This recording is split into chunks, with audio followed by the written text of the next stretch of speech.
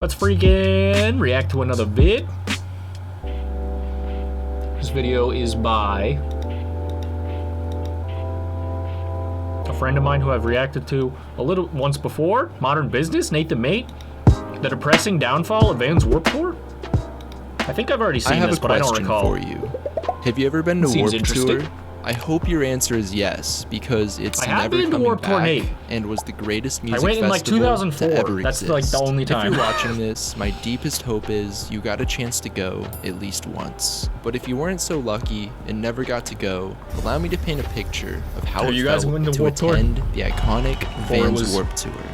For kids who shopped at Hot Topic, going to Warped Tour was like Christmas, except way better, because you got to see all your favorite bands in one place, hang out with your friends, and escape your parents. It was the one day out of the year where kids immersed in alternative culture got to feel at home instead of feeling alienated.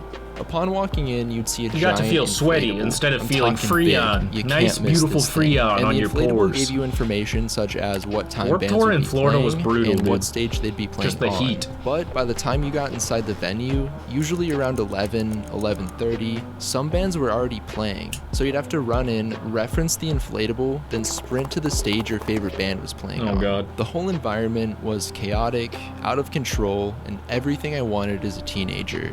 I have so many great memories surrounding Warped Tour, from making my mom drive me to getting socked in the face by random strangers. But my favorite memory by far is this. So for many of the years I attended Warped Tour, they had this thing going on where you could drink as many Monsters as you wanted for free. I do not remember that. Which sounds insane because it was. But no matter how old I get, I'll never forget the year I crushed 2 Monsters back to back and then immediately entered a mosh pit for this wild band called The Chariot. I was an animal out there, and I felt so alive, despite it being over 100 degrees on a blacktop in the middle of summer. But fast forward to 2022, and that's all Warped Tour is. Just a collection of memories. But when it comes to the death of Warped Tour, I have one question. Why? If everyone loved it that much, why'd it have to end? To get an understanding of why Warped Tour fell and whether or not it could have been prevented, we'll have to go back to 1995 when Kevin Lyman founded Warped Tour. On August 4th, 1995, the first Warped Tour when Kevin Lyman This the kind of guy to be friends with Brian Stars. Founded Warped Tour. On August 4th, 1995, the first Warped Tour show took place. It was held in Salt Lake City, Utah, at a venue called Salt Lake Air. But this show and the entirety of the 95 Warped Tour run was far from glamorous. In fact, it was so bad, this is what Kevin had to say about their initial outing. We probably should have played 2 to 3 dates and gone home. But Kevin isn't a normal person who makes normal decisions. So after Warped Tour's first run in 1995, he took a hard look at things and saw the tour had far underperformed their expectations and noted they actually lost money when it was all said and done. Where most people would see this as a logical stopping point, Kevin, with his do-it-yourself punk mentality, saw it as just another challenge to overcome. So he immediately began searching for solutions. But before we get any further, I need to give Warped Tour's founder, Kevin Lyman, a proper character introduction, because this whole thing wouldn't exist if it weren't for him. Before starting Warped Tour, Kevin was just your average working class guy trying to get by in life. He worked in a number of clubs throughout Los Angeles, California, putting on all kinds of shows and promoting artists, and he did this for over a decade. At one point, he ran up to 320 shows a year for a company called Golden Voice that went on to found Coachella. But when Kevin was working for them, Golden Voice was the premier underground promoter in Los Angeles. They basically worked with all the bands no one wanted to promote or book, which began with punk and speed metal shows in the late 80s, but by 1991 transferred over to the alternative scene, with the rise of bands like Jane's Addiction and Red Hot Chili Peppers. At this point, in the early 90s, the LA alternative scene was exploding, and Kevin was right there in the middle of it all. I wish I was exploding now. That year in 1991, I'm only joking, Kevin. Rock band Jane's Addiction decided to call it quits. To commemorate their time as a band, they went on a monstrous farewell tour, but in the process, accidentally created a music festival you've probably heard of, called Lollapalooza, and Kevin was asked to help out and be part of it. He served as the initial stage manager for the tour, but also kept his job job in LA clubs so he could have an idea of what was going on in the underground. But after managing Lollapalooza for a number of years, Kevin was forced to make a tough decision. At this point, he had a wife and a child on the way, and for a split second, he thought about trying to find a real job. One with benefits, insurance, the type of job your parents always said you should get. Because more than anything, he wanted to support his wife and future daughter, but didn't feel right stepping away from something he was so passionate about. But in 1995, he saw an opportunity he couldn't pass up. Throughout the early to mid-90s, skateboarding and extreme sports blew up to an unprecedented level of popularity.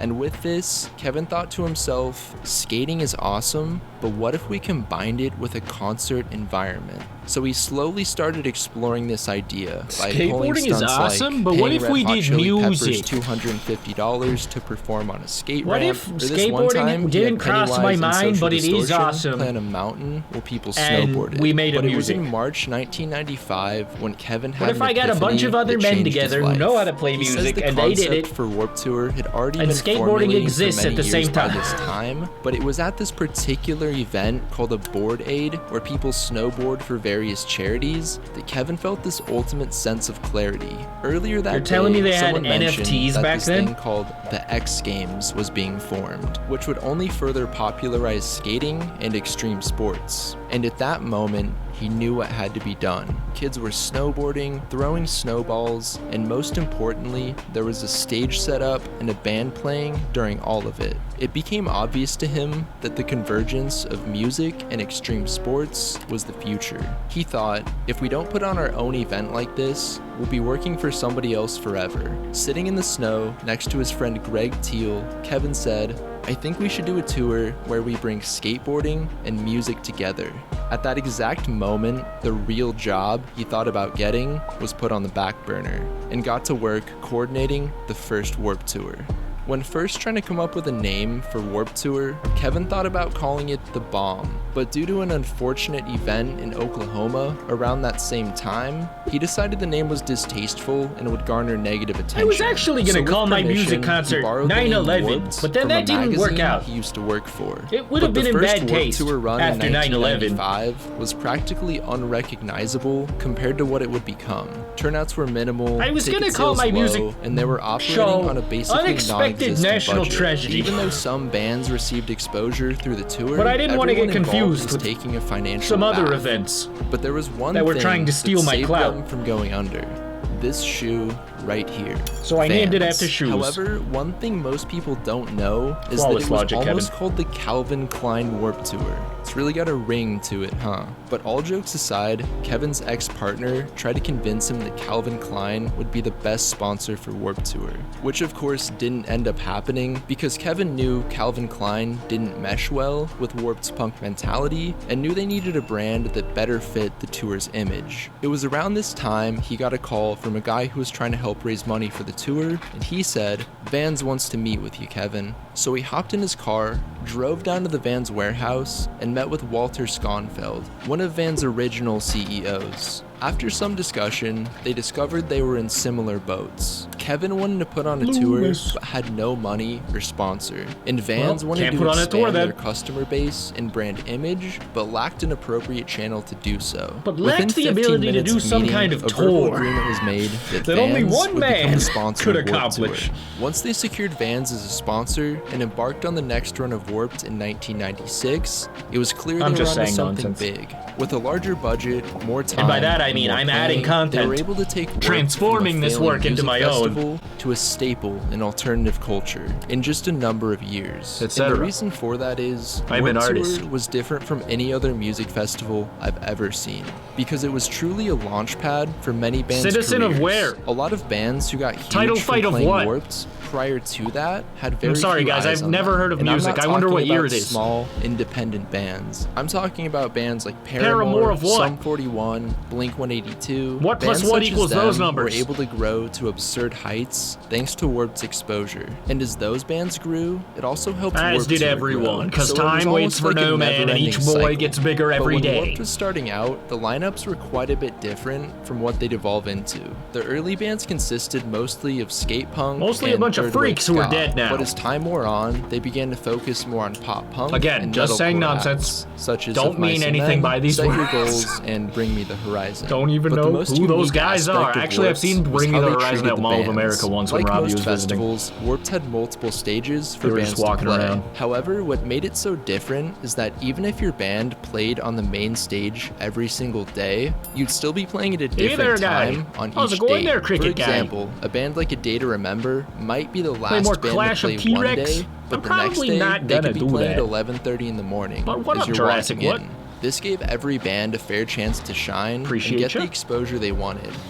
By the early 2000s, non-punk music had become prevalent in Warped's lineups, much to the dismay of true punk fans who began attending because of the mostly punk lineups in the past. But while they did receive some criticism for incorporating non-punk music, the tour was still growing rapidly with each passing year. At the peak of its success, Warped drew in upwards of 700,000 fans every summer. They'd roll into town, set up their circus, then tear it down, all in the same day, and do the same thing the next day. But despite their continued success, the 2000s brought along something that would prove to be detrimental for Warped: social media. Because by the 2000s, Warped Tour lineups were littered with bands who fans felt didn't fit the bill. Acts such as Eminem or Katy Perry. And social media now gave fans a I've never heard of either of those bands. They probably suck. On top of this, criticism was growing each year from people who attended the festival in the past, upset about how much it had changed. But once the 2010s came along, the lineups became so far removed from what they once were. It became pretty much all metalcore, pop punk, and emo, with an occasional punk or ska band thrown in there to make the OG fans they never happy. changed. The saddest part about the decline of Warped Tour is that I fully believe it could have been prevented, because one of the main reasons Kevin began entertaining the idea of winding it down was because of a loss in community. When Warped began, Kevin toured with a lot of his friends, and as a result, this created a community feel right off the bat. It felt like everyone liked each other, or at the very least, was supportive. And that's what Warped needed to function: an active community. But as years passed, new bands came in that Kevin had never met before. And by this point, Kevin was in his 50s, so being a friend to these new bands wasn't really an option. He was of course friendly, but all the younger bands tended to see him more as a mentor or a disciplinary figure, rather than a friend, which really changed up the dynamic of the tour. Because in years past, if a band had an issue, they'd just come to Kevin and talk about it. But once social media came along, bands would post all their grievances and issues with the tour on there instead of talking face to face. Social media also gave bands a means to be more judgmental than ever before, because back in the day, bands hardly knew anything about each other prior to meeting. But with social media, how annoying everybody is, be like, or how naked they get, and often, or we disagree with them on this super specific social issue. And because of this, bands sometimes wouldn't interact, which is detrimental if you're going for a community feel. And as the 2010s wore on, some bands wouldn't even consider playing Warped Tour because they didn't want to be known as a Warped-esque band. And all of these factors combined effectively destroyed the community Kevin had worked so hard to build. On November 15th, 2017, Kevin announced that the 2018 Warped Tour would be the final cross-country run. Honestly, they did it pretty good. They missed the pandemic perfectly. Probably would have lost a lot of money if they had to. The saddest part about Warped Tour's fall isn't necessarily that it's over. Don't get me wrong, I'm insanely sad about that, but what gets me is that the scene which helped Warped Tour grow into what it was is also the same scene that ripped the festival apart from within. But what do you think? Is it fair to say that Warped Tour eventually destroyed itself, or would you say it was something else? Let me know down in the comments below and check out this next video. Thank you, I'll see you soon. Hell yeah, dude.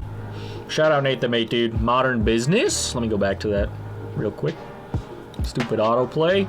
Friggin' check out his channel, dude. He makes good videos about companies and stuff that are sort of interesting to me and might interest you as well. Monster, Hot Topic, streetwear stuff. Thank you guys for watching.